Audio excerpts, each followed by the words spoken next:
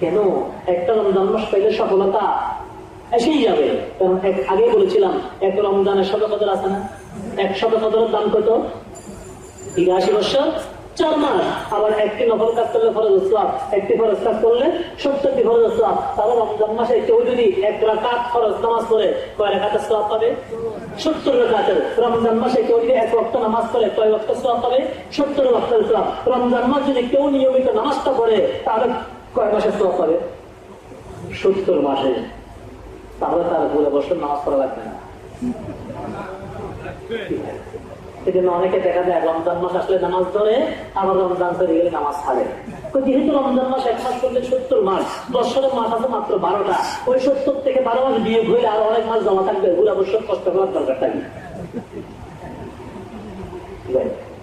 রমজানে যে আল্লাহ পাক একে ৭০ দেবেন, এটাকে আসল না বোনাস? বোনাস। বোনাস নিতে হলে আগে আসল নিতে হয়। আসল ছাড়া কি বোনাস পাওয়া যায়? সরকারি চাকরি যারা করে, সরকার তাদেরকে বিভিন্ন সময় একটা বোনাস দেয়। বা কেউ কোনো কোম্পানিতে চাকরি করলে ও কোম্পানির মাধ্যমে একটা বোনাস দেয়। আচ্ছা, যেদিন সরকারের বোনাসটা দেবে ঘোষণা করেছে, সেদিন যদি গ্রামের মানুষ সবাইকে বোনাস নেওয়ার জন্য লাইন ধরে, সবাইকে বোনাস পাবে? সেখানে একটা লিস্টি বাইর করবে। সরকারি গোলামীর লিস্টির মধ্যে, চাকরির লিস্টের মধ্যে যাদের নাম আছে তাদের নামগুলো ডেকে ডেকে তাদেরকে কি দেবে? বোনাস দেবে। তাতে যারা যাবে সকলে খালি হাত ফিরে আসতে হবে। বুঝেন নাই কথা? আল্লাহ রাব্বুল আলামিন বলেন যে বান্দা, সব রাতে তোমাকে দেব, সব কদরে তোমাকে দেব, রমজানে বোনাস দেব, ঈদের সময় বোনাস দেব। তো আগে আমার গোলামের লিস্টের মধ্যে নাম লেখাও। ফাদখুলি ফি ইবাদি ওয়াদখুলি জান্নাতি। আমার বান্দারে, তোমার জন্য যা রাখা সবগুলো আমি রেখেছি। বোনাসের সময় বোনাস পাবে, জান্নাতের সময় জান্নাত পাবে। তারপর তোমার গোলামের লিস্টের মধ্যে নাম লেখা দাও। তোমাকে গোলাম হিসেবে তুমি এর মধ্যে পাঠিয়ে এলাম। আমরা হলাম আল্লাহর বান্দা। আমরা কি?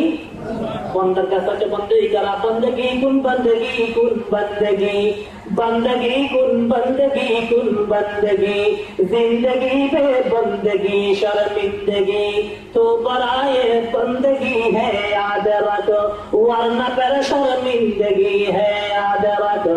আল্লাহ রাব্বুল আলামিন, আল্লাহর বান্দা, আল্লাহ পাক তোমাকে গোলাম হিসেবে দুনিয়ার মধ্যে পাঠিয়েছেন। এজন্য গোলামি জিন্দেগি যাপন করো। আল্লাহ তোমাকে বন্দা হিসেবে পাঠিয়েছেন, আল্লাহর বন্দেগি করো। যদি আল্লাহর বন্দেগি না করো, এমন একদিন আসবে যেদিন তোমার জন্য জীবনটা লজ্জিত হওয়ার কারণ হবে।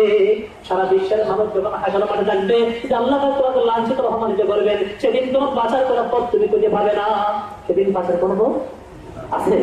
ও ভাইরা, সেজন্য সেই দিনের জন্য প্রস্তুতি নিতে হবে। আল্লাহ রাসূল সাল্লাল্লাহু আলাইহি ওয়াসাল্লাম বলেছেন 170। আমরা বাজারে যাই না, অনেক সময় দেখা যায় ওই 1 কেজি মুড়ি দাও। 1 কেজি মুড়ি যখন মেপে দিল, তখন দেখা যায় আবার আরেক মুষ্টি এমনি দিয়ে দেয়, করে না? যে কোনো বাজার নেওয়ার পরে একটু তোলা দেয়। তোলা ওজন কি বলো? হ্যাঁ, বাড়াই দেয়। আর আছে 3000 করে তোলা রঙ। কথা বুঝে কথা বলতে বললাম না, মনে হয় বুঝতেছেন? এক ব্যক্তি গেছে বাজারে, আর এক ব্যক্তি বেগুন বিক্রি করতেছে। বেগুন কত রে? কত ভাই? আমার এগুলো জাতি ভুটা। জাতি ভুটা মানে ফুটা বেগুন, ফুটা বেগুন 7 কেজি, ফুটা বেগুনেরই জাতি ভুটো বোয়ার বেশি।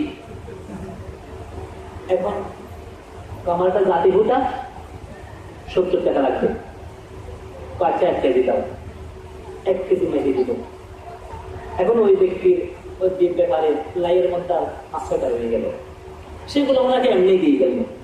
ব্যাপারটা সেরকমই করে যিনি শেষে নেই কিছু টাকা সেগুলো দিয়ে দেয়। এখন যখন এমনি এগুলো দিয়ে গেল, কি মনে করে আমার ঘরটা খাওয়ার লোক বেশি নাই, আমি আর আমার স্ত্রী। এখন 70 টাকা দিয়ে 1 কেজি বেগুন কেন কিনলাম? আমাকে যেগুলো ফিরে দিলে দুবেলা এমনি হয়ে যাবে। পরে বললো যে সদর সাহেব টাকাটা দেন, ওই 1 কেজি রাখেন, যেগুলো আপনি ফিরে দিচ্ছেন সেগুলো নিয়ে যাবেন। সদর বলতে আপনাকে আমাকে দেয় লাগে না, আমি সেগুলো আপনাকে কেন দিলাম? আপনার প্রথমে 1 কেজি কিনছেন, গ্রাহক করেছেন, সেজন্য ওগুলো আপনাকে তোলা হিসেবে দিয়েছি। তাহলে তোলা নেওয়ার জন্য প্রথম আসল নিতে হবে কিনা? আসল নেওয়া ছাড়া তোলা পাওয়া যায় না। এখন আসলের সাথে সম্পর্ক নেই। এমনি সহজ আসলে টুকিটা কোনাকুনি করে দিয়ে বুঝে দেবেন। 5 ওয়াক্ত নামাজের সম্পর্ক নাই, সহবরাইতে নামাজের জন্য দৌড়ে যায়। অন্য সময় দেখা যায় মসজিদ খালি, ওই সহবরাত আসলে বাহিরে ছাটাই দিতেই দেওয়া, জায়গা সংকুলন হয় না। দাঁড়িয়ে ফাটাইছে নাতিকে দোকানে, তো নাতি 1 কেজি তেল নিয়ে আয়, সৌদাগরকে বলবি একটু তোলা দিতে। এখন নাতি সে তো ছোট ছেলে, যে বললো 1 কেজি তেল দেন, আবার আমার দাদি বলছে একটু তোলা দিতে। এখন সৌদাগর যখন 1 কেজি তেল নামিয়ে দিল, বোতল ছিল লিটারি বোতল, এখন লিটারি বোতলের মতো যখন 1 কেজি দিল, পুরো বোতল ভর্তি হয়ে গেল। এখন আর জায়গা নাই। এখন ওই ছেলে বলতে যখন তোলা দিচ্ছেন, তোলা একটু দিতাম, কিন্তু আমার বোতল তো জায়গা নাই। তো এত কথা হবে না, তোলা দিতে হবে।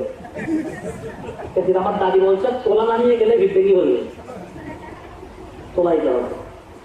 তো তোমাকে কি মুখ দেয়, জায়গা থাকলে তাকে দিতাম, বোতল তো জায়গা নেই। এখন সে ও দেখতেছে বোতলের জায়গা নেই, এখন করবি পরে বোতলের চোখের দিকে তাকাই তাকাই দেখে যে নিচে দিয়ে একটা খালি আছে। বোতল বোতল খালি না দেয় না, এদিকে একটু জায়গা আছে। তারে বেটা তোমার বোতলের মুখ নেই, এখন ওদিক দিতে গেলে বোতল উল্টেতে হবে, আর উল্টেতে গেলে আসল দিন ঘুরে যাবে। তো আসলের দরকার নাই, আসল আসল বুঝি না, আমার তোলার দরকার।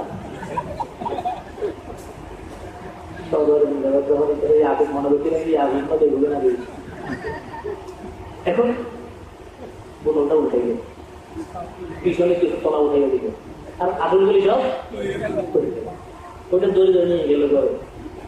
দাঁড়িয়ে বলতেছে নাতি আসতো,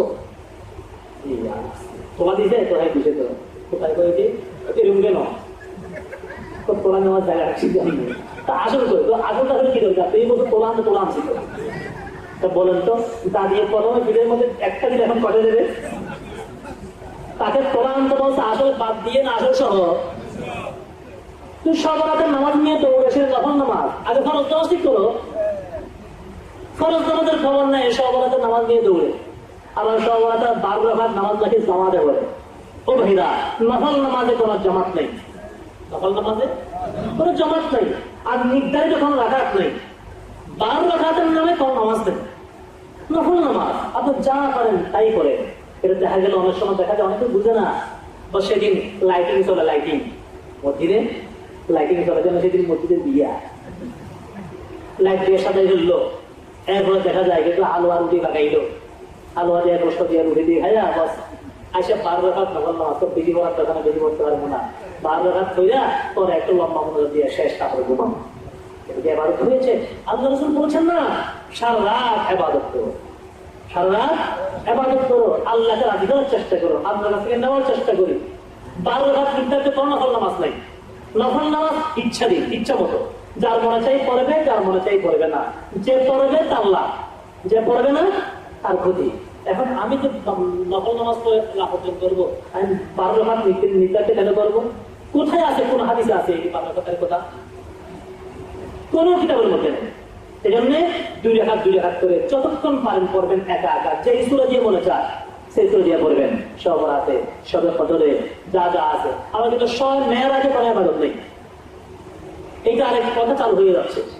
অনেক সময় দেখা যায় এই মাসটা তো সব মেয়েরাজের মাস, রজব মাস না। বেশিরভাগ ওলামায়ে কেরামের মধ্যে রজব মাসের 12 তারিখ, এই রজব মাসের 27 তারিখ আল্লাহর হাবিব সাল্লাল্লাহু আলাইহি ওয়াসাল্লামকে আল্লাহ পাক মেরাজে নিয়ে গিয়েছিলেন। তাকে মেরাজে নিয়েছেন আল্লাহ রাসূল সাল্লাল্লাহু আলাইহি ওয়াসাল্লাম অথবা সাহাবায়ে কেরাম। সে রজব মাসের 27 তারিখ নির্ধারিত কোনো ইবাদত করেছেন কোন হাদিসের মধ্যে নেই, কোনো কিতাবে নেই। আবার এই মেরাজ উপলক্ষে কোনো রোজাও নেই। অনেক সময় দেখা যায় অনেক জায়গায় অনেক মানুষ এই রজব মাসের 27 তারিখ রোজা রাখে। আবার একটা হাদিস বলে যে যারা রজব মাসের 27 তারিখ রোজা রাখবে আল্লাহ তাকে 60 বছর রোজা রাখা সওয়াব করবে। এটা হচ্ছে একেবারে একটা জাল হাদিস, বানানো, কোন হাদিসের কিতাবে হাদিস নেই। আমি অনেক জায়গায় বলেছি যে দেখি কোথায় আছে দেখা, এই হাদিসটা কোথায় আছে। ও বিভিন্ন সরি বইয়ের মধ্যে হাইছে, সেখান থেকে বলে হাদিসের কিতাব দেখান, রেফারেন্স দেখান, এটা কোন হাদিস থেকে কোন হাদিসের কিতাবে আনা হয়েছে, কোন হাদিসের কিতাবের মধ্যে আছে এটা নেই। সেই জন্য এমনি যদি কেউ নফল রোজা রাখে, উর্দু মাসে যেরকম 3 রোজা রাখে, প্রতি মাসে 3টা নফল রোজা রাখা, 13, 14, 15 বা 14, 15, 16, অথবা কারোর অভ্যাস 10 তারিখ, 20 তারিখ, 30 তারিখ রোজা রাখে। যদি কারোর এমন কোনো অভ্যাস থাকে সেটা ভিন্ন কথা, কিন্তু শুধু রজব উপলক্ষে, মেয়ারাজ উপলক্ষে কোনো রোজা নাই, মেয়ারাজ উপলক্ষে কোনো দিনেই নফল নামাজ। খুব খেয়াল রাখবেন, আল্লাহ রাসূল সাল্লাল্লাহু আলাইহি ওয়াসাল্লামকে আল্লাহ পাক মেয়ারাজে নিয়েছেন। মেয়ারাজে নিলেন কেন? মেয়ারাজে কিভাবে নিলেন? লম্বা আলোচনা আছে, ওদিকে বেশি রাখতে হওয়ার দরকার নেই, রাত বেশি হয়ে যাবে।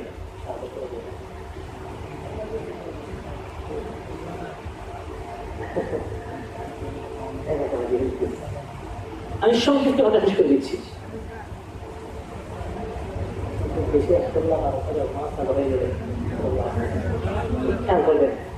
আল্লাহ রাসূল সাল্লাল্লাহু আলাইহি ওয়াসাল্লাম মেরাজ শরীফে গিয়েছেন। আল্লাহর নবীর প্রিয়তমা স্ত্রী হযরত খাদিজা রাদিয়াল্লাহু তাআলা আনহা একমাত্র স্ত্রী ছিলেন। আল্লাহর নবীর স্ত্রী কতজন? একজন ছিলেন। বাকিগুলি পরিবার করতেন। যতদিন পর্যন্ত খাদিজা রাদিয়াল্লাহু আনহা জীবিত ছিলেন, সেদিন আল্লাহ রাসূল সাল্লাল্লাহু আলাইহি ওয়াসাল্লাম পূর্ণ করে শাদী করেন নাই।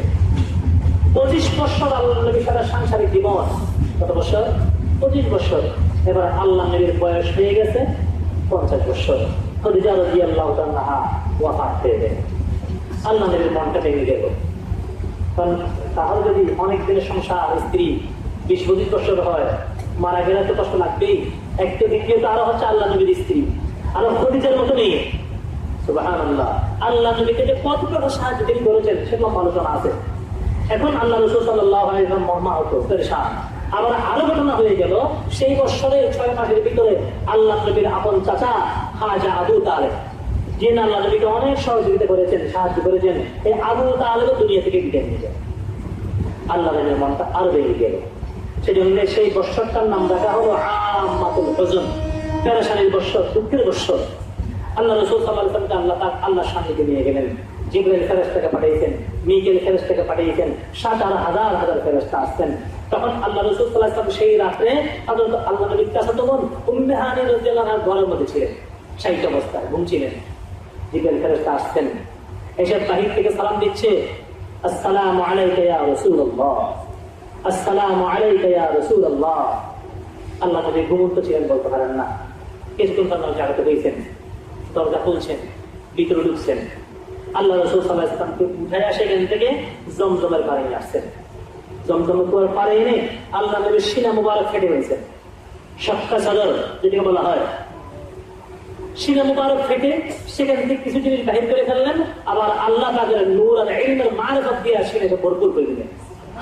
এরপরে আবার কুদরতি অপারেশন করে দিলেন। এটা হলো কুদরতি অপারেশন। দুনিয়ার অপারেশনে সিলাই আছে, কুদরতি অপারেশনে কি নেই? সিলাই নেই। আল্লাহ নবীর মোট বক্ষ বিতরণ 4 বার হয়েছিল। এবার 4 বার কুদরতি অপারেশন হয়েছে। এবার হলো মেরাজ যাওয়ার সময়, এবার আল্লাহ রাসূল সাল্লাল্লাহু আলাইহি ওয়াসাল্লামকে উঠানো হলো বোরাকের মধ্যে। বোরাক একটা জন্তু, যেটা গাধার চেয়ে একটু বড় ছিল, কচ্ছপের চেয়ে একটু ছোট ছিল। তবে এখন বাজারের মধ্যে একটা বোরাক খাওয়া যায়, ক্যালেন্ডার একটা ছবি দেখা যাচ্ছে, হেরাকা মহিলার মতো, পিছনের শরীরটা ঘোড়ার মতো, নিচে লেখা আছে বোরাকুন নবী সাল্লাল্লাহু আলাইহি ওয়াসাল্লাম। এটা নাকি আল্লাহ নবীর বোরাক, কাল্পনিক। এটা বোরাক বিশ্বাস করলে ঈমান চলে যাবে। আচ্ছা, আল্লাহ নবী যে বোরাকে গিয়েছিলেন, সেই বোরাককে দুনিয়ার কেউ দেখেছে? দুনিয়ার কেউ দেখে নাই। সেই সময় কোনো ক্যামেরাম্যান তো ছিল না, কোনো ক্যামেরাও তো ছিল না। এই ছবিতে তারা পাইছে কোথায় পাইলে এই ছবি? সব কাল্পনিক। অনেকে এটা বরকতের নিয়তে ঘরের মধ্যে রাখে, বরকত হবে। ও ভাইরা, ঘরে কোন জানদারের কোন প্রাণীর ছবি রাখবেন না। হাদিস শরীফে আছে, যে ঘরে কোন প্রাণীর ছবি থাকবে, যে ঘরে কোন প্রাণীর ছবি থাকবে, যে ঘরে কোন প্রাণীর ছবি থাকবে, সেই ঘরে কোন রহমতের ফেরেশতা প্রবেশ করবে না। আল্লাহ নবীর হাদিস, লা তাদখুলুল মালাইকাতু বাইতান ফীহি কালবুন আও তাসাবি। আল্লাহর হাবিব বলেন, যে ঘরে কুকুর পালে অথবা যে ঘরে কোনো প্রাণীর ছবি থাকে, সেই ঘরে কোনো রহমতের ফেরেশতা প্রবেশ করেন না। অনেক সময় দেখা যায়, এখন তো হাতে মোবাইল হয়ে গেছে। যুবক ভাইরা, হাতে মোবাইল আছে ভালো কথা, কিন্তু কোনো সময় মোবাইল দিয়ে ছবি উঠাবো না। অনর্থক যারা ছবি উঠায়, কিয়ামতের ময়দানে তাদের সবচেয়ে কঠিন শাস্তি হবে। হাদিস শরীফে আছে, ওয়াকালান নবী সাল্লাল্লাহু আলাইহি ওয়াসাল্লাম ইন্না আশাদ্দান নাসি আযাবান ইয়াওমাল কিয়ামাতিল মুসাফফিরুন। আল্লাহর হাবিব বলেন, কিয়ামতের ময়দানে আল্লাহ পাক যত মানুষকে যত প্রকার শাস্তি দেবেন, সবচেয়ে কঠিন শাস্তি হবে যারা দুনিয়ার মধ্যে অনর্থক ছবি উঠা। আজকে ফুর্তি করে অনেক সময় ছবি উঠায়, অনেক সময় দেখা যায় রাস্তা দিয়ে হাঁটতেছে, একটা মুরগি তার বাচ্চা নিয়ে চলাইতেছে, সুন্দর লাগতেছে, এটা ভিডিও করে রাখে, এটা ছবি উঠায়। পুকুরে দেখা যায় একটা হাঁস, দল বেঁধে হাঁসগুলি চড়তেছে, সুন্দর লাগে, ছবি উঠিয়ে রাখে। অথবা দেখা যায় রাস্তা দিয়ে কেউ হেঁটে চলে যাচ্ছে, তখন মহিলা হেঁটে যাচ্ছে, তার ছবিটা উঠিয়ে রেখে দিল, নাউজুবিল্লাহ, হারাম। এই কাজ কোনো সময় করবো না। অনর্থক ছবি উঠানো, হাদিস শরীফ, বুখারী শরীফের হাদিস, আল্লাহ রাসূল বলেন, দুনিয়ার মধ্যে যে মানুষ যতগুলি ছবি উঠেছে অনর্থক ছবি, এই ছবিগুলি কিয়ামতের দিন তার সামনে দেওয়া হবে এবং আল্লাহ ডাক দিয়ে বলবেন, বুখারী শরীফের হাদিসের অংশ, আহাইয়ু মা খালাকতুম, আহাইয়ু মা খালাকতুম। হে আমার বান্দারা, খালেক একমাত্র আমি ছিলাম, আমি ছাড়া কেউ খালেক নয়। আমি দুনিয়ার মধ্যে মানুষ বানিয়েছি, তাদের কাজে রূহ দান করেছি। আমার মতো খালেক বানার চেষ্টা করেছো, মানুষ বানিয়েছো, যতগুলি মানুষ বানিয়েছো সবগুলি মধ্যে এখন রূহ দান করো। রূহ দিতে পারবে? পারবে না। তখন কঠিন থেকে কঠিন শাস্তি শুরু হয়ে যায়। আল্লাহর হাবিব সাল্লাল্লাহু আলাইহি ওয়াসাল্লামকে উঠানো হলো বোরাকে। এই বোরাকের গতি কত ছিল? সেকেন্ডে 1,76,000 মাইল। সেকেন্ডে কত কিলো? প্রতি সেকেন্ডে 1,76,000 মাইল যেতে পারত সেই বোরাক।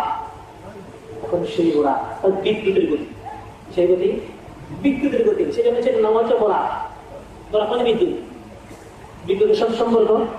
সেই বোরাকের এক পাও মাটিতে, দ্বিতীয় পাও প্রথম আসমান, এত দ্রুত ছিল। সেই বোরাকের উপর আল্লাহ রাসূল সাল্লাল্লাহু আলাইহি ওয়াসাল্লাম উঠলেন। যখন আল্লাহ রাসূল সেই বোরাকের উঠবে, তখন সেই বোরাক নাচা শুরু করবে। যে আজকে সারা দুনিয়ার সরকারকে ওরা পিঠের উপর উঠেছে, এই সৌভাগ্য তার কেউ পাবে না। বোরাক নাচতেছে, আল্লাহ রাসূল সাল্লাল্লাহু আলাইহি ওয়াসাল্লাম আঘাত করলো, বোরাক থেমে গেল। এখন সফর শুরু হয়ে গেল। বাইতুল্লাহ শরীফ থেকে চলে গেল বাইতুল আকসা, মসজিদুল আকসা। এদিকে আল্লাহ রাব্বুল আলামিন 15 নম্বর পার প্রথম আয়াতের মধ্যে বলতেছেন, সুবহানাল্লাযী আসরা বিআবদিহি লাইলাম মিনাল মাসজিদিল হারাম ইলাল মাসজিদিল আকসা। সুবহান, মানুষ করে একটা আশ্চর্য কথা শুনলে কি বলে? সুবহানাল্লাহ, সুবহানাল্লাহ। আল্লাহ আশ্চর্য একটা ঘটনা শুনাইতেছেন। কত আশ্চর্য ঘটনা যে এক রাত্রের ভিতরেই বাইতুল্লাহ থেকে বাইতুল মুকাদ্দাস 404 মাসের পর আবার সেখান থেকে চলে গেলেন কোথায়? প্রথম আসমান, দ্বিতীয় আসমান, তৃতীয় আসমান, আরশে আল্লাহ, সব জায়গায় সাইড করে আবার রাত্রের মধ্যে চলে আসলেন। এক রাত্রে একটুকু জিনিস করলেন কিভাবে? এটা বড় আশ্চর্য কথা। সুবহানাল্লাহ।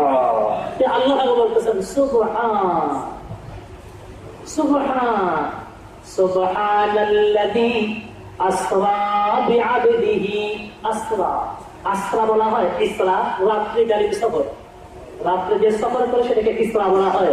সেজন্য আল্লাহ পাক বলেছেন আসরা, রাত্রিকালীন সফর করেছেন। আল্লাহ নবীর এই সফরটা দুটা অংশ। একটা ছিল বাইতুল্লাহ শরীফ থেকে বাইতুল মুকাদ্দাস পর্যন্ত, আর একটা ছিল বাইতুল মুকাদ্দাস থেকে উর্দু জগতে। বাইতুল্লাহ শরীফ থেকে বাইতুল মুকাদ্দাস পর্যন্ত এটাকে বলা হয় ইসরা, আর বাইতুল মুকাদ্দাস থেকে উর্দু জগতের সফর এটাকে বলা হয় মেরাজ। তবে দুটোটাকে মিলাইয়া একসাথে বলে মেরাজ। আল্লাহ রাসূল সাল্লাল্লাহু আলাইহি ওয়াসাল্লামকে আল্লাহ পাক নিয়ে গেলেন বাইতুল মুকাদ্দাস। এখন বাইতুল মুকাদ্দাস যেখানে গেলেন, আল্লাহ রাসূল সাল্লাল্লাহু আলাইহি ওয়াসাল্লামের সম্মানে আল্লাহ রাব্বুল আলামিন সেখানে ওই বাইতুল মুকাদ্দাসে 1,24,000 আম্বিয়া কেরাম সব উপস্থিত।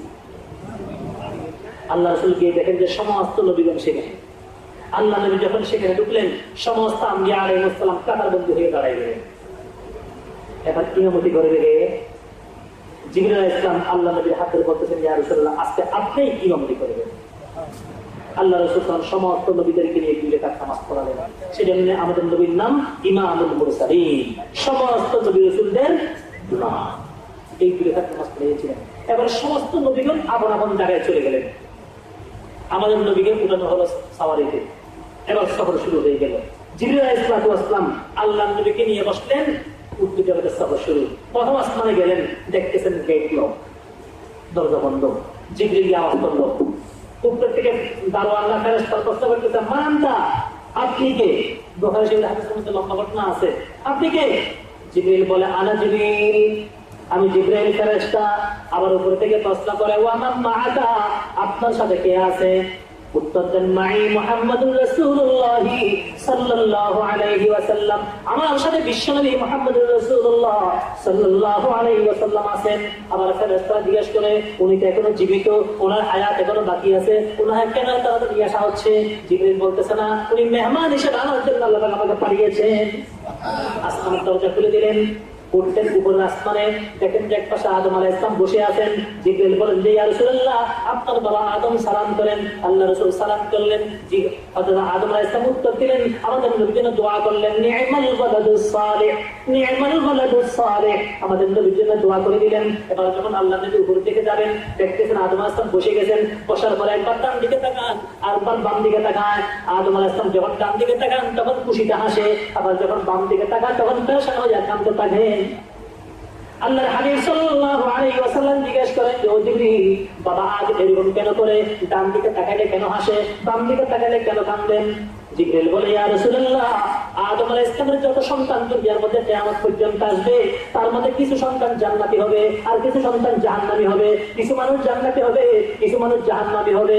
আদম আলাইহিস সালাম যখন ডান দিকে তাকান তখন জান্নাতি সন্তানদেরকে দেখেন, সেজন্য খুশিতে হাসে। আবার আদম আলাইহিস সালাম যখন বাম দিকে তাকান তখন জাহান্নামী সন্তানদেরকে দেখে, তাদের দিকে তাকায় আদম আলাইহিস সালাম বসে বসে কাঁদে। ভাইরা, আমরা গুনাহ করে করে আমার বাবা আদমকে কাঁদাইতেছি কিনা? চিন্তা করা উচিত। আল্লাহর হাবিব সাল্লাল্লাহু আলাইহি ওয়াসাল্লাম উদ্যত কথা সফর শুরু হয়ে গেল, চলে গেলেন দিবি আসমানে। আবার দেখে গেট বন্ধ, আওয়াজ করলেন, প্রশ্ন করতেছেন, মান আনতা, আপনি কে? তো আনা জিবরিল, আমি জিবরাইল ফেরেশতা। ওয়া মান মাআকা, আপনার সাথে কে আছে? মাই মুহাম্মাদুর রাসূলুল্লাহ সাল্লাল্লাহু আলাইহি ওয়াসাল্লাম, আমার সাথে বিশ্বনবী আছেন। তো ওনাকে কেন আনা হচ্ছে? জিবরাইল উত্তর দিলেন, আল্লাহ বলে আমার জন্য আমাকে পাঠিয়েছেন। আবার গেট করলেন, দিবি আসমানে উঠলেন, আবার তৃতীয় আসমানে উঠলেন, একই অবস্থা। চতুর্থ আসমানে উঠলেন, পঞ্চম আসমান, যাইতে যাইতে চলে গেলেন সিদরাতুল মুনতাহা। এখন পৃথিবী যাওয়ার পর আবার প্রতি আসমানে নবীর সাথে সাক্ষাৎ। কোন আসমানে কোন নবীদের সাথে সাক্ষাৎ হলো, এই কথাবার্তা হলো, লম্বা আলোচনা আছে। আমি কথা সংক্ষেপে শেষ করে দিচ্ছি। চলে গেলেন উত্তর জগতে।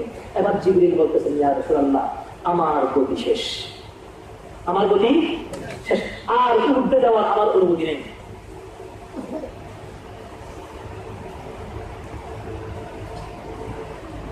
ইয়া রাসূলুল্লাহ, এখান থেকে যদি আমি এক সামান্যতম উপরের দিকে যাই, খবর আছে।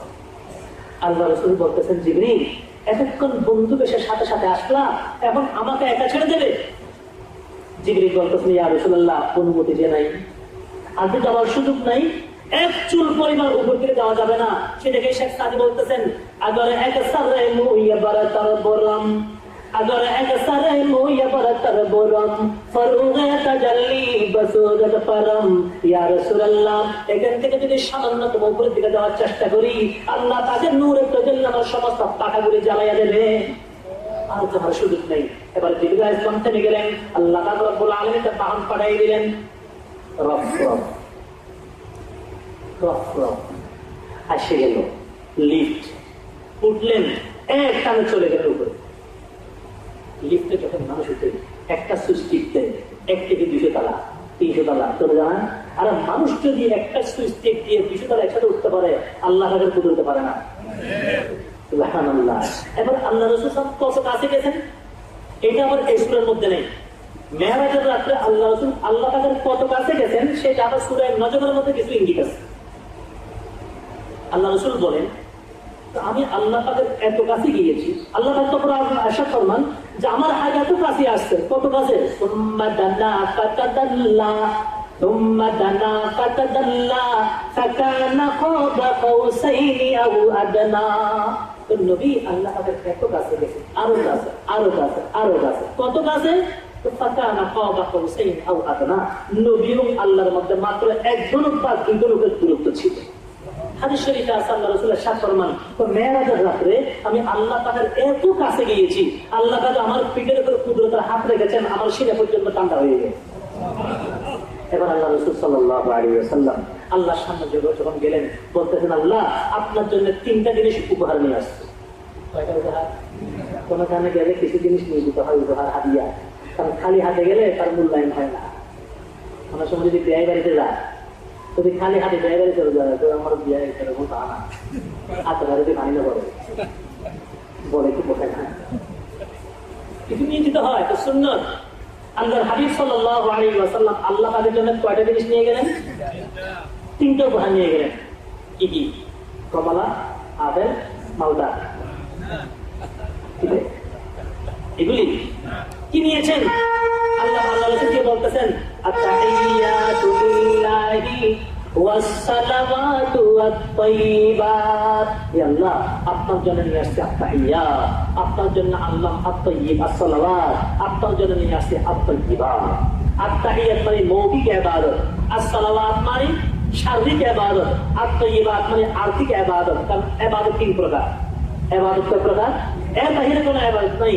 বলতেছেন না, আমার মুখের মাধ্যমে যত ইবাদত, যত প্রশংসা হবে সবগুলি আপনার জন্য, আমার শরীরের মাধ্যমে যত ইবাদত হবে সবগুলি আপনার জন্য, আমার ধন সম্পদের মাধ্যমে যত ইবাদত সবগুলি একমাত্র আপনার জন্য। তাহলে আল্লাহ ছাড়া কারোর জন্য কোনো ইবাদত? শারীরিক ইবাদত সবগুলি কার জন্য? আল্লাহর জন্য। সেজন্য সিজদার মালিক কে? আল্লাহ ছাড়া কাউকে সিজদা করা যাবে? কোন দরবারে গিয়ে সিজদা করা যাবে না। শিরক, শিরক, শিরক। খুব খেয়াল রাখবেন। এবার 3টা জিনিস যখন উপহার আল্লাহকে দিলেন, আল্লাহ খুশি হয়ে গেলেন। আল্লাহ বলতেছেন, আমার হাবিব আপনি আমার জন্য 3টা জিনিস নিয়ে আসলেন, ঠিক আছে আমি আপনাকে 3টা জিনিস দিচ্ছি। আসসালামু আলাইকা আইয়ুহান নাবিয়্যু ওয়া রাহমাতুল্লাহি ওয়া বারাকাতুহু। আমার হাবিব রে, আমার পক্ষ থেকে 3টা জিনিস গ্রহণ করুন। আসসালামু আলাইকা, আপনার উপর আমার পক্ষ থেকে শান্তি বর্ষিত হবে। ওয়া রাহমাতুল্লাহি, আপনার উপর আমার পক্ষ থেকে রহমত নাযিল হবে। ওয়া বারাকাতুহু, আপনার প্রত্যেকটা জিনিসের মধ্যে আমি আল্লাহ বরকত দান করব। কয়টা জিনিস দান করলেন?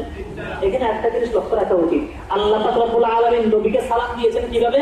আসসালামু আলাইকা। কি বলেছেন? আসসালামু আলাইকা আইয়ুহান নাবিয়্যু। ইয়া নবী বলেছেন না আইয়ুহান নবী বলেছেন? আইয়ুহান নবী বলেছেন। আল্লাহ নবীর সম্মান, আল্লাহ পাক নবীকে কোরআন শরীফের পুরো কোরআন শরীফ উল্লেখ দেখেন কোন জায়গায় আল্লাহ পাক নবীকে ইয়া নবী ইয়া রাসূল বলে ডাকতেন নাই। এটা নবীকে ইয়া নবী ইয়া রাসূল বলে ডাক দেওয়া নবীর শানে দিয়া দেন। নবীর শানে কি?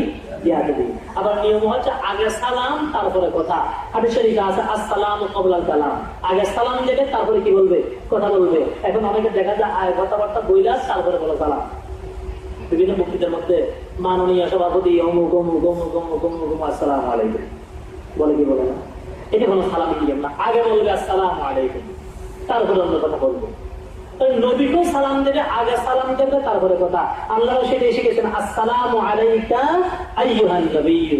কিন্তু আমি যদি আগে ইয়া নবী বলে তারপরে সালামু আলাইকা বলি, তাহলে কি আল্লাহ যেরকম শিখেছেন সেরকম হয়েছে? উল্টা হয়েছে। আল্লাহ বলছেন আগে আসসালামু আলাইকা, আর আমি বললাম যে আগে ইয়া নবী। এটা হলো কেন? আগে কথা হলো তারপরে বললাম সালাম। এরকম কোন সালামের নিয়ম নাই। এই সালামগুলো হচ্ছে বিয়াদুল্লাহ সালাম। খুব খেয়াল রাখা উচিত। এখন যখন আল্লাহ বললেন যে আসসালামু আলাইকা, আসসালামু আলাইকা, হে নবী আপনার উপর শান্তি, আপনার জন্য রহমত, আপনার জন্য বরকত। আমাদের নবী তো রাহমাতুল আলামিন, দয়ার সাগর ধরে। আল্লাহ শুধু বলতেছেন আমাকে যারা শান্তি দিবে, আমাকে রহমত না, এই সুযোগে আমার উম্মতের জন্য কিছু নিয়ে ফেলতে হবে। আল্লাহ বলছেন আসসালামু আলাইকা, হে নবী আপনার উপর শান্তি বর্ষিত হবে। আল্লাহ রাসূল বলেন যে সেরকম হবে না। আসসালামু আলাইনা ওয়া আলা ইবাদিল্লাহিস সালিহিন। ইয়া আল্লাহ আমার নেককার উম্মত যারা আছে তাদেরকেও শান্তি দান করতে হবে। এবং আলাই না বলে গুনাহগার উম্মতকে নিজের সাথে নিয়ে নিলেন। হে আল্লাহ আমার নেককার উম্মত, গুনাহগার উম্মত সবাইকে আপনার শান্তি রহমত বরকত দান করতে হবে। এবার আল্লাহর সাথে নবীর সাথে অনেক কথাবার্তা হলো, যা হওয়ার হইল। এখন যখন চলে আসতেছেন, আসার সময় আল্লাহ রাসূল সাল্লাল্লাহু আলাইহি ওয়াসাল্লাম বলতেছেন আমার হাবিব আপনার উম্মতের জন্য একটা উপহার নিয়ে যান। আপনার সেই উম্মতের উপহার দেওয়ার জন্য আপনাকে আনলাম। সেই উপহার কি? 50 ওয়াক্ত নামাজ। কয় ওয়াক্ত নামাজ? আমাদের নবী তো খুশি হয়ে গেছেন, 50 ওয়াক্ত নামাজ দিয়ে চলে আসতেছেন। চতুর্থ আসমানে যখন আসলেন মুসা আলাইহিস সালামের সাথে সাক্ষাৎ, বলেন ইয়া রাসূলুল্লাহ আপনার খুব খুশি খুশি মনে হচ্ছে। তো মুসা আমি খুশি হব না? আল্লাহ আমার উম্মতের জন্য 50 ওয়াক্ত নামাজ দিয়েছেন। বলেন ইয়া রাসূলুল্লাহ কি বলেন আপনি? 50 ওয়াক্ত নামাজ? আপনার উম্মত 50 ওয়াক্ত নামাজ পড়বে? পারবে না, পারবে না, একটু কমায় নিয়ে আসেন। আল্লাহ রাসূল আবার চলে গেলেন আল্লাহর দরবারে। আল্লাহ আমার উম্মত দুর্বল হবে, তারা 50 ওয়াক্ত নামাজ পড়তে পারবে না, কিছু কমায় দেন। আল্লাহ বললেন ঠিক আছে 5 ওয়াক্ত কমাই দিলাম। এবার আল্লাহ 45 ওয়াক্ত নিয়ে চলে আসতেছেন। আবার মুসা আলাইহিস সালামের সাক্ষাৎ, ইয়া রাসূলুল্লাহ কি খবর? তো 5 ওয়াক্ত কমাইছে তো। আবার যান, আবার যান, আবার গেলেন, আর 5 ওয়াক্ত কমাইলেন, আবার গেলেন, আর 5 ওয়াক্ত কমাইলেন, আবার আসলেন, আবার গেলেন, 5 ওয়াক্ত কমাইলেন। যতবার আসে প্রত্যেকবার মুসা আলাইহিস সালাম পাঠায়। এইভাবে করতে করতে 9 বার গেলেন, 45 ওয়াক্ত কমাইলেন। এখন আছে কয় ওয়াক্ত? 5 ওয়াক্ত নিয়ে যখন চলে আসতেছেন, মুসা আলাইহিস সালাম বললেন যে আসলে কি খবর? কয় এখন আর 5 ওয়াক্ত আছে। কয় না, আবার যান, আরো কিছু কমা। আল্লাহ রাসূল বলেছেন, মুসা আমার ভালো লাগছে না, আর কবে স্যার? আবার যতবার গেলাম প্রত্যেকবার 5 ওয়াক্ত করেই কমাইছে। এখন আছে কয় ওয়াক্ত? 5 ওয়াক্ত। এবার গেলাম যেটা নিয়ে গেলে আমি আর কি নিয়ে যাবো? আচ্ছা বোনা, যা আছে এটা নিয়ে চলে যাবো। বুখারী শরীফের হাদিস, আল্লাহ রাসূল 5 ওয়াক্ত নামাজ দিয়ে চলে আসতেছেন, রওনা হয়ে গেছেন। আল্লাহ পাক ডাক দিলেন আয়েশা থেকে, ইয়া খামসুন ওয়া হিয়া খামসুন। আমার হাবিব রে, আমার দরবারে যেটা একবার লেখা হয়ে যায় সেটা আর কাটাকাটি হয় না। আপনার উম্মতের জন্য লিখে দিয়েছে 50 ওয়াক্ত নামাজ, 50 ওয়াক্ত ঠিক থাকবে, কাটাকাটি হবে না। তবে আপনার উম্মতের সুবিধার জন্য 45 ওয়াক্ত স্থগিত করে দিলাম। 5 ওয়াক্ত নামাজ তাদেরকে পড়তে বলবেন। প্রত্যেকদিন যারা 5 ওয়াক্ত নামাজ পড়বে, আমি প্রত্যেকদিন তার আমলনামায় 50 ওয়াক্তের সওয়াব দান করে দেব। আল্লাহর কথা। ও ভাইরা, নামাজ কেমনে মুসলমান পড়ে না? আর নামাজ না পড়লে সে আবার মুসলমান হয় কিভাবে? নামাজের গুরুত্ব মুসলমানদের মতো না থাকলে কার মধ্যে থাকবে? চোখটা বন্ধ হলেই তো বুঝে আসবে নামাজ না পড়ে পড়লে কি দেখি। আল্লাহ, ও ভাইরা, আল্লাহর ওয়াস্তে বলছে, আল্লাহর ওয়াস্তে বলছে, হাত জোর করে বলছি, নামাজ যেন কোনো সময় কাজে না হয়। আল্লাহ রাসূল বলেছেন, লা সাহমা ফিল ইসলামি লিমান লা সালাত লা, লা সাহমা ফিল ইসলামি লিমান লা সালাত লা। যে নামাজ পড়ে না তার ইসলামের মধ্যে তার কোনো অংশ নেই। যে নামাজ পড়ে না ইসলামে তার কোনো কি নেই, অংশ নাই। ভোটার লিস্টে মুসলমান থাকবো, সরকারি লিস্টে মুসলমান থাকবো, গ্রামের লিস্টে মুসলমান থাকবো, মানুষ মুসলমান মনে করবে, আর মৃত্যুর পর মুসলমানের কবরস্থানে দাফন করবে, কিন্তু আল্লাহর লিস্টে আমার নাম মুসলমান লিস্টে আছে কিনা, এই তো আমাদের মেয়ারাজের চাওয়া পাওয়া। মেয়ারাজ তো হয়েছে 50 পার নামাজের জন্য। এখন যে মেয়ারাজের আলোচনা হয় কিন্তু নামাজের সাথে সম্পর্ক নেই, সেই মেয়ারাজ দেখতে পরবর্তী ইনশাআল্লাহ আজকে থেকে ইচ্ছা করে 1 ওয়াক্ত নামাজও কাজা করবো না। কারা কারা একটু হাত উঠান দেখি। না আপনাদের ইনশাআল্লাহ ঘর পেয়ে বাকি যুবক ভাইদের যুবক করবি। আল্লাহ তুমি কবুল করে না। এবার আল্লাহ রাসূল সাল্লাল্লাহু আলাইহি ওয়াসাল্লাম মেরাজে গেলেন। এখন যাওয়ার পরে পথে পথে কয়েকটা ঘটনা হয়ে গেল। অবশ্যই সেগুলো অনেক লম্বা আলোচনা, সেদিকে কথা দীর্ঘায়িত করবো না। আর কিছু ঘটনা দেখছেন শাস্তি শাস্তি দেখলেন যে এক প্রকার মহিলা, তাদেরকে মাথার চুলদের লটকায় রাখা হয়েছে, ফেরেশতারা বড় হাত করে দিয়ে পেয়ে গেছে। আল্লাহ রাসূল জিজ্ঞেস করে, জিবরিল এরা কারা? জিবরিল বলতেছেন, ইয়া রাসূলুল্লাহ আরো আগে চলে। আর কত দূর দেবেন? দেখে যে আরেক প্রকার মহিলা, তাদের জিহ্বা ধরে টেনে জিহ্বার সাথে লটকায় রাখা হয়েছে, ফেরেশতারা শাস্তি দিয়ে দিয়েছে। জিবরিল এরা কারা? এই সমস্ত মহিলাকে এত কঠিন শাস্তি দিচ্ছে কেন? জিবরিল বলতেছেন, ইয়া রাসূলুল্লাহ আরো আগে চলে। আর কত দূর গেলেন? দেখলেন যে আরেক প্রকার মহিলা, তাদেরকে স্তনের সাথে দুধের সাথে লটকে রাখা হয়েছে, নিচে দিয়ে আগুন ঢুকতেছে। আল্লাহ রাসূল জিজ্ঞেস করেন, জিবরিল এই সমস্ত মহিলাকে এদেরকে এত কঠিন শাস্তি দিচ্ছে কেন? জিবরিল বলেন, ইয়া রাসূলুল্লাহ আরো আগে চলে। আর কত দূর গেলেন? দেখলেন যে আরেক প্রকার মহিলা, তাদের 2টা হাত কপালের সাথে বেঁধে রাখা হয়েছে, 2টা হাঁটু সিনের সাথে জড়াইয়ে বেঁধে দেওয়া হয়েছে, এবং নিচে দিয়ে আগুন ঢুকতেছে, নাক দিয়ে মুখ দিয়ে আগুন বাইরে দিচ্ছে। আল্লাহ রাসূল বলেন, জিবরিল এরা কারা? এই সমস্ত মহিলাকে। জিবরিল বলেন, ইয়া রাসূলুল্লাহ আরো আগে চলেন। আর কত দূর গেলেন? দেখলেন যে আরেক প্রকার মানুষ, তাদের পেটগুলি বড় বড় মটকার মতো, পেটের চামড়াটা আয়নার মতো, পেটের ভিতরে সবগুলো সাপ বিচ্ছু কিলবিল করতে কামড়াইতেছে, সে সহ্য করতে পারতেছে না। জিবরিল, আল্লাহ রাসূল বলেন যে জিবরিল এরা কারা? এদেরকে তো কঠিন শাস্তি কেন? এদের পেটের সবগুলো সাপ বিচ্ছু কেন? জিবরিল বলেন, ইয়া রাসূলুল্লাহ আরো আগে চলেন। আর কত দূর গেলেন? দেখলেন যে আরেক প্রকার মানুষ, তাদের জিহ্বাকে টেনে বাহির করে কেসি দিয়ে জিহ্বা কেটে ফেলতেছে, আবার ভালো হয়ে যাচ্ছে, আবার কেসি দিয়ে জিহ্বা কাটতেছে, আবার ভালো হয়ে যাচ্ছে। জিবরিল, আল্লাহ রাসূল বলেন যে জিবরিল এরা কারা? জিবরিল বলেন, ইয়া রাসূলুল্লাহ আরো আগে চলেন। আর কত দূর গেলেন?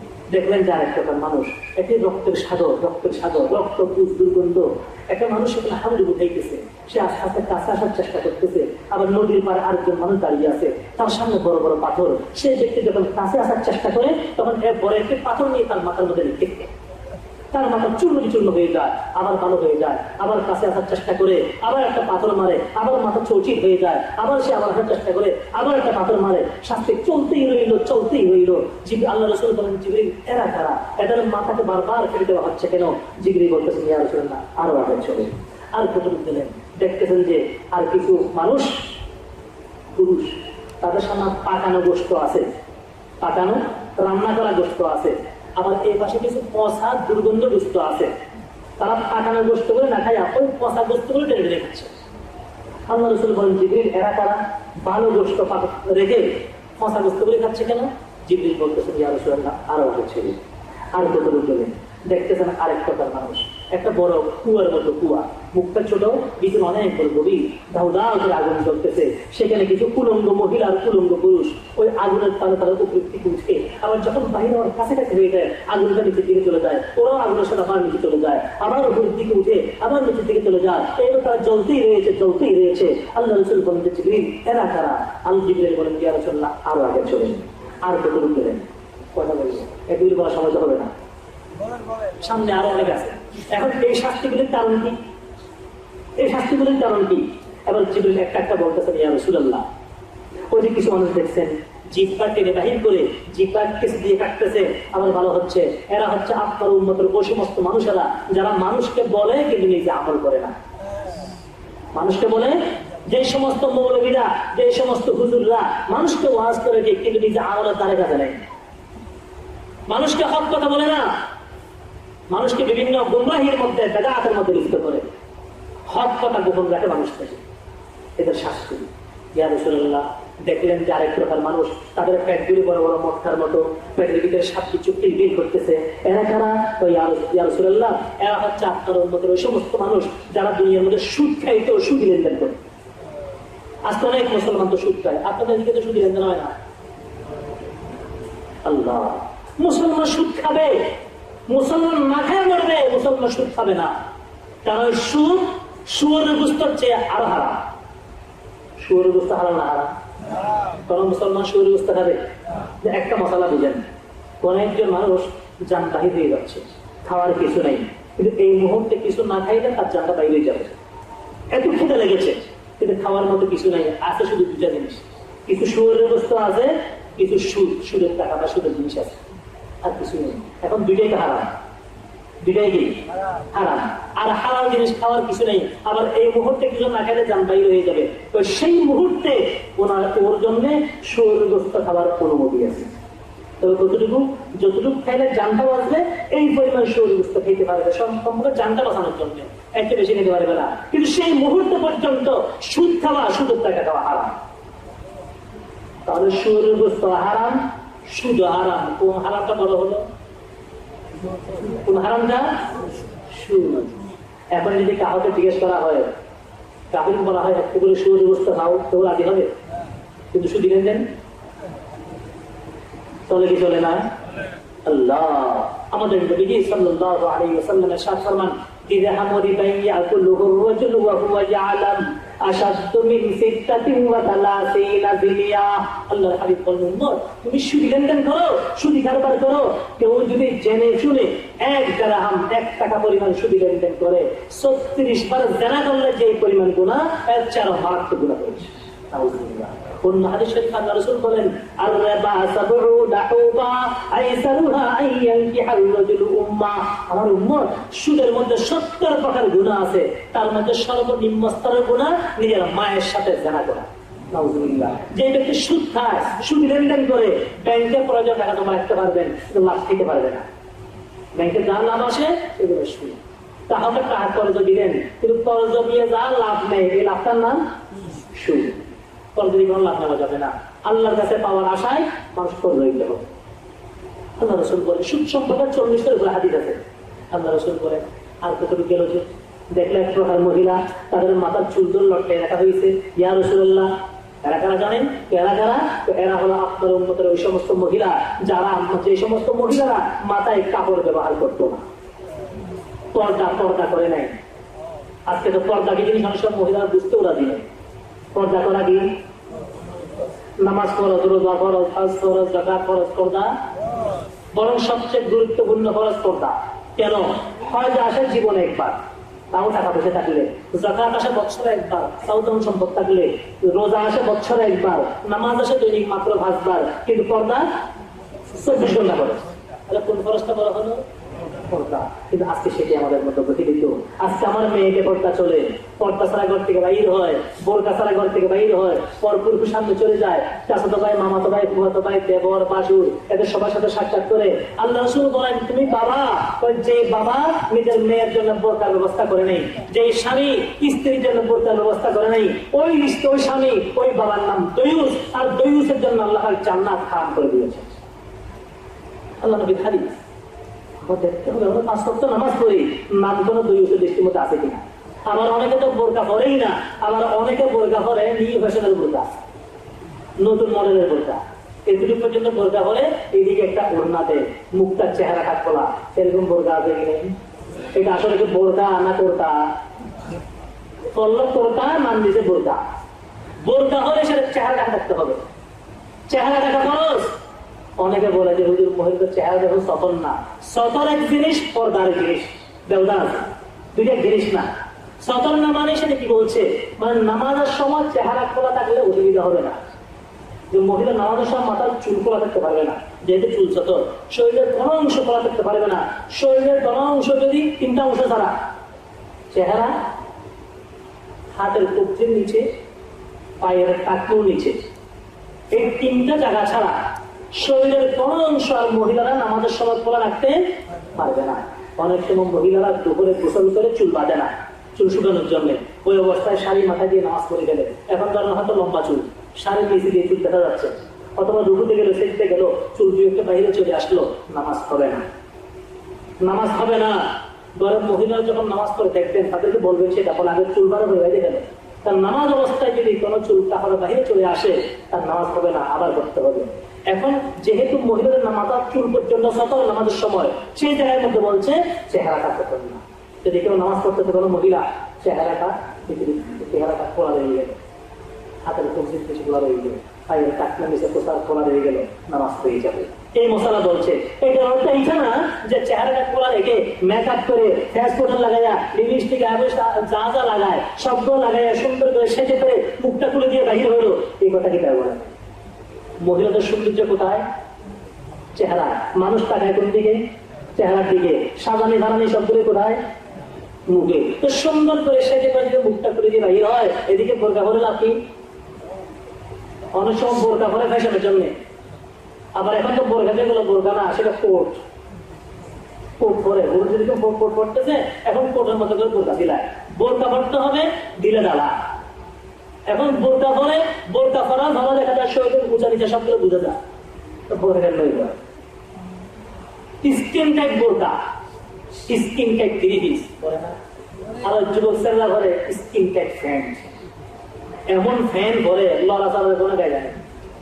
আর সেরকম ফ্যান করে যখন চলে, রাস্তাঘাটে যখন প্রস্তাব করে, আর বসার কোনো সুযোগ নেই, কুত্তার মতো দাঁড়িয়ে দাঁড়িয়ে প্রস্তাব করে। ও ভাইরা, দাঁড়ায় দাঁড়ায় প্রস্তাব করা থেকে বদল দামি, দাঁড়ায় দাঁড়ায় প্রস্তাব করা বদল দামি হইলে কুত্তা তো সবচেয়ে বড় বদল।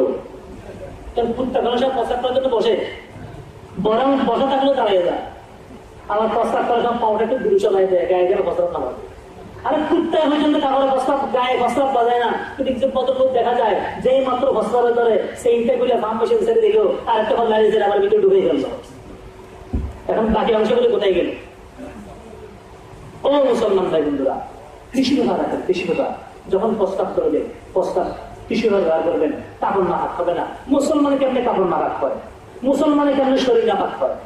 মুসলমানকে আল্লাহ নামাজ দিয়েছেন, উযু দিয়েছেন কেন? সবসময় পবিত্র থাকার জন্য। কারণ হাদিস শরীফে আছে যে এই মুসলমান সবসময় উযু সহকারে থাকবে, যে কোনো মুহূর্তে মৃত্যু আসলে আল্লাহ তাকে শহীদ মওত দান করবে। সেজন্য শহীদ মওত আমরা চাই না, চাই তো সবসময় উযু সহকারে থাকবো, ইনশাআল্লাহ শহীদ মওত আসবে। তো সেজন্য বলছিলাম যে কথা, ওই যে মহিলাদের পর্দার ব্যবস্থা করতে হবে, আর পর্দার ব্যবস্থা না করলে তার শাস্তি অনেক কঠিন। এটা একটা কথা লাগছে, এক মহিলা কবরের মধ্যে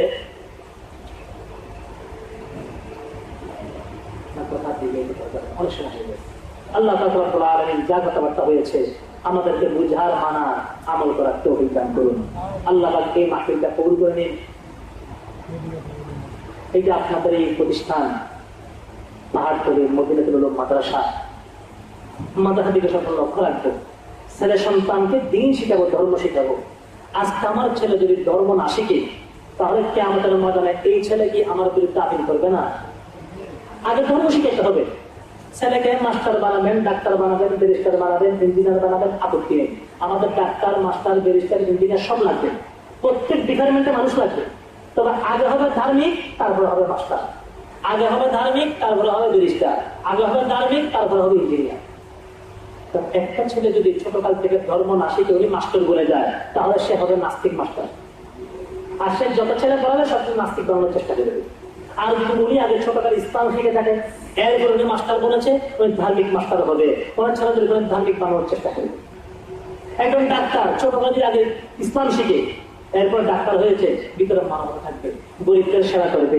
আল্লাহ একদিন বড় আশ্চর্য কথা, এক ডাক্তার কাছে এক মহিলা গেল, রোগী অসুস্থ, ওই ডাক্তারের ভিজিট 800 টাকা না কত টাকা জানি। এখন রোগী দেখার পরে ওই মহিলা 500 টাকা বাইর করে দিল, বললো যে স্যার অনেক চিকিৎসা করছি, টাকা পয়সা সব শেষ, আপনার খবর পাইছি, অনেক কষ্ট করে 500 টাকা জোগাড় করে আছে, আমাদের টাকা পয়সা নাই, একটু এগুলি রাখেন, আপনার আমাদের টাকা নাই। ডাক্তার উত্তর দিচ্ছে, আমাকে আমার বাবা লেখাপড়া করাইতে অনেক টাকার প্রয়োজন এসে বিজিট সব বাইর করো। এখন বলতেছে আমি টাকা পয়সা নাই, অনেক কষ্ট করে এগুলো জোগাড় করে আসছি, তো একটা প্রেসক্রিপশনটা নিয়ে এলো। মহিলাটা প্রেসক্রিপশন হয়ে গেল, প্রেসক্রিপশনটা দেখে দিল, তো টাকা আজগুলো নিয়ে আসা, তারপরে নিয়ে গেল। আশ্চর্য হয়ে গেলাম, একজন ডাক্তারের ভিতরে মানবতা গেল কই? একজন রোগী, একজন মহিলা, সবাই তো 800 টাকা ভিতরে দিচ্ছে, একজন মহিলা না আমি 30 টাকা কম মেরে অসুবিধা নেই। কিন্তু যদি ভিতরে ধর্ম থাকতো, এই কাজ করলেই করতো না। এই জন্য প্রত্যেক ডিপার্টমেন্টে মানুষ লাগবে। এই জন্য আগে ধার্মিক হবে, তারপরে ওই ডিপার্টমেন্ট অগ্রসর হবে। ছেলেটা ডাক্তার, মাস্টার, আলেম মানা অসুবিধা নেই, কিন্তু এটাই সামনে রাখতে হবে যে গড়ে কমপক্ষে একজন হলেও আলেম হাফেজ তৈরি করতে হবে। আর সব ছেলেদেরকে প্রথমে ধর্ম শিখাতে হবে। রাজি আছেন ইনশাআল্লাহ? প্রথমে কোরআন শরীফ শিখাবো, ইসলাম শিখাবো, নুরানি মাদ্রাসায় পড়াবো, নুরানি মাদ্রাসায় পড়াইয়া তারপরে চিন্তা করবো আমি আল্লাহ আমাকে আকল দিয়েছেন কি করবো, পরে চিন্তা করবো। কিন্তু আগে প্রথমে নুরানি পড়াতে হবে। রাজি আছেন ইনশাআল্লাহ? আল্লাহ পাক কবুল করে নিন, আল্লাহ তাই মাহফিলকে কবুল করে নিন, আল্লাহ পাক আমাদের হায়াতের মধ্যে বরকত দান করুন। এলাকাবাসী অনেক অসুস্থ আছেন, সবার জন্য দোয়া করবো, একে অপরের জন্য দোয়া করতে থাকবো, দেশের জন্য দোয়া করবো এবং সারা বিশ্বের মুসলমানদের জন্য দোয়া। এবং যারা এই মাহফিলে সহযোগিতা করেছেন, টাকা দিয়ে, পয়সা দিয়ে, শ্রম দিয়ে, মোটা দিয়ে, পরামর্শ দিয়ে, যে কোনোভাবে সাহায্য করেছেন, সবার জন্য দোয়া করুন। এবং প্রশাসন ভাইরা এ পর্যন্ত আছে, আমাদের জন্য দোয়া করবেন। আল্লাহ জন্য দিন করে আমরা যারা দাঁড়িয়ে আছি একটু বসে গেলে ভালো হয়, কারণ দোয়ার আদত হচ্ছে বসে দোয়া করা, দাঁড়াইয়া দোয়া করা সেটা দোয়া করে না। সেই জন্য যারা দাঁড়িয়ে আছি আমরা একটু মেহরবানি করে বসে গেলে ভালো হয়, একটু কষ্ট করে বসে পড়ি। দুরূদ শরীফ আল্লাহুম্মা সাল্লি আলা সাইয়্যিদিনা মাওলানা মুহাম্মাদ ওয়া আলা আলিহি ওয়া আসহাবিহি ওয়া বারিক ওয়া সাল্লিম। اللهم صل على سيدنا مولانا محمد وعلى آله وأصحابه وبارك وسلم. اللهم صل على محمد النبي المؤمن وعلى آله وأصحابه وبارك وسلم. يبقى أنت تجمع هذه تقول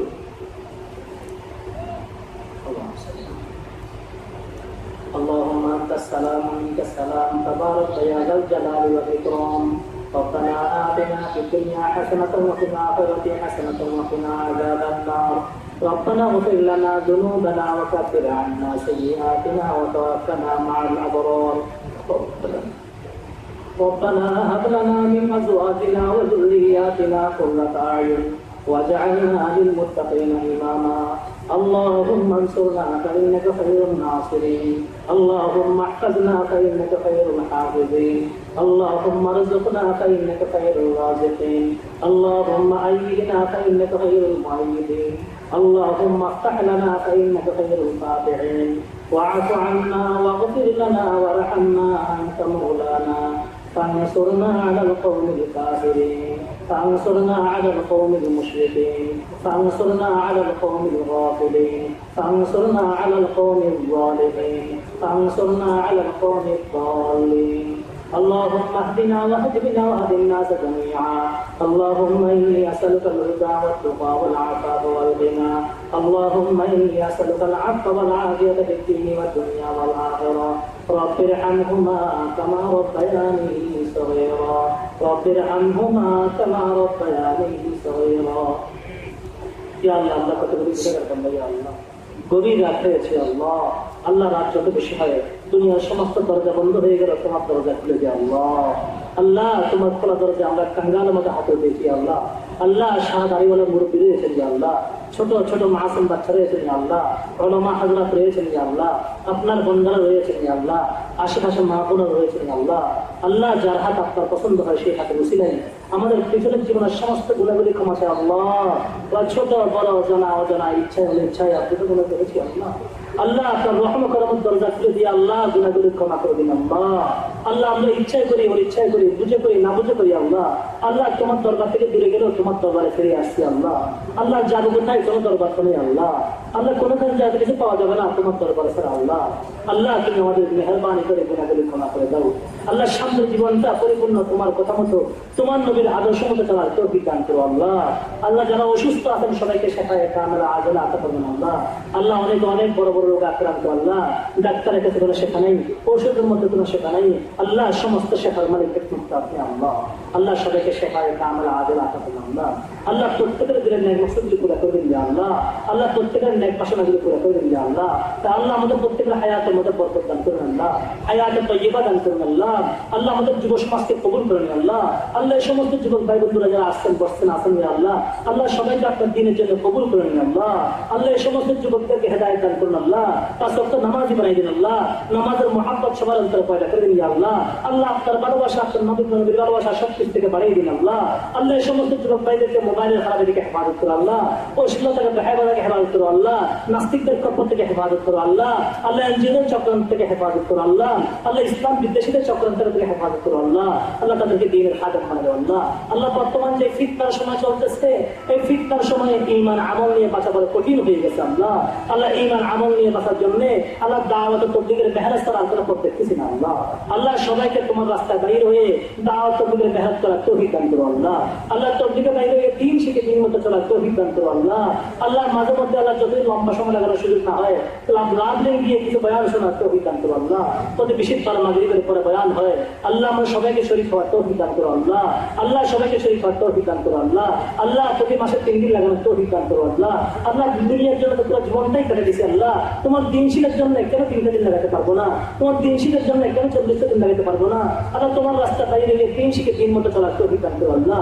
আল্লাহ তোমার রাস্তা যারা বাইরে হয়েছে তাদেরকে তুমি কবুল করে নাও আল্লাহ তাদের পরিবারকে তুমি হেফাজত করো আল্লাহ তাদের যত জরুরত আছে গায়েব থেকে করে দিও আল্লাহ আল্লাহ সমস্ত মসজিদ মাদ্রাসা কবুল করে নাও আল্লাহ আল্লাহ এই মাদ্রাসা কবুল করে নাও আল্লাহ আল্লাহ মদিনাতে তোমার মাদ্রাসা কবুল করে নাও আল্লাহ আল্লাহ যত জরুরত আছে গায়েব থেকে করে দিও আল্লাহ আল্লাহ তোমার মদিনার মধ্যে কোনো অভাব নেই আল্লাহ আল্লাহ মানুষের মুখাপেক্ষি না করে আপনার মুখাপেক্ষি করে দিন আল্লাহ আল্লাহ আপনার থেকে নেওয়ার ব্যবস্থা করে দিন আল্লাহ আপনার থেকে কিভাবে চাইলে পাবো সেরকম চাওয়ার তৌফিক দান করো আল্লাহ আল্লাহ আপনার জন্য কাদের মতো চোখ দান করেন আল্লাহ আপনার কথা বলার মতো জবান দান করো আল্লাহ আপনার কথা শোনার মতোই আল্লাহ কান দান করেন আল্লাহ আপনাকে ডাকতে পারি সেরকম জবান দান করো আল্লাহ আপনার কথা স্মরণ করতে পারি সেরকম অন্তর দান করো আল্লাহ আল্লাহ দুনিয়ার সমস্ত ব্যথার জন্য চোখের পানি আসে কিন্তু আপনার বইয়ে চোখের পানি আসে না আল্লাহ গুনার বইয়ে চোখের পানি আসে না আল্লাহ আল্লাহ মৃত্যুর পরে কোথায় যাবো সেই কথা ভুলে যাই আল্লাহ খবরের কথা স্মরণ রাখার তৌফিক দান করো মৃত্যুর পরবর্তী জীবনের জন্য তৈরি নেওয়ার তৌফিক দান করো আল্লাহ আল্লাহ দুনিয়ার হায়াত তো ক্ষণস্থায়ী এখন আছে এখন নেই রাত্রে বিস্তায় শুভ সকালে উঠতে পারবো সে আশাটা হবে আল্লাহ আল্লাহ অনেকে দেখা যায় রাত্রে বিস্তায় শুয়েছে সকালবেলা মৃত অবস্থায় উঠেছে আল্লাহ আল্লাহ পুরো শরীর শক্ত হয়ে গিয়েছে আল্লাহ ঠান্ডা হয়ে গিয়েছে আল্লাহ আল্লাহ আমাদের জন্য হঠাৎ মৃত্যু না আসে এক্সিডেন্টের মধ্যে থেকে হেফাজত করো হঠাৎ মৃত্যু থেকে হেফাজত করো আল্লাহ তওবা করার আগে দুনিয়া থেকে নিও না আল্লাহ আল্লাহ তওবায়ে নসুহ দান করো আল্লাহ আল্লাহ গুনাহ মাফ করা ছাড়া দুনিয়া থেকে নিও না আল্লাহ আল্লাহ গুনাহ মাফ করা ছাড়া দুনিয়া থেকে নিও না আল্লাহ আল্লাহ দুনিয়া থেকে যারা চলে গিয়েছে তাদের কার খবর কি কোন অবস্থাতে জানি না আল্লাহ আল্লাহ প্রত্যেকের গুনাহগুলি ক্ষমা করে দিয়ে প্রত্যেকের কবরকে বেহেশতের বাগান বানিয়ে দিও আল্লাহ আল্লাহ আমরা কবর আযাব সহ্য করতে পারবো না আল্লাহ আল্লাহ আমরা দুনিয়া থেকে যাওয়ার আগে আমাদের গুনাহগুলি ক্ষমা করে আমাদের কবরকে বেহেশতের বাগান বানিয়ে দিও আল্লাহ যতদিন দুনিয়ায় বেঁচে থাকি ইসলামের উপর আমরা থাকার তৌফিক দান করো আল্লাহ আল্লাহ দুনিয়া থেকে যাওয়ার সময় আল্লাহ কলমা নিয়ে দেওয়ার তৌফিক দান করো আল্লাহ আল্লাহ আমাদের মা বোনদেরকে পরিপূর্ণ ইসলামতে করার তৌফিক দান করো আমাদের মা বোনদেরকে পর্দানশীল করে দেও আল্লাহ ওয়াক্ত নামাজি করে দাও আল্লাহ, কোন বেনামাজের পাক যেন খাইতে না হয়, বেনামাজের রান্না যেন খাইতে না হয় সেটা ব্যবস্থা করে দিও আল্লাহ।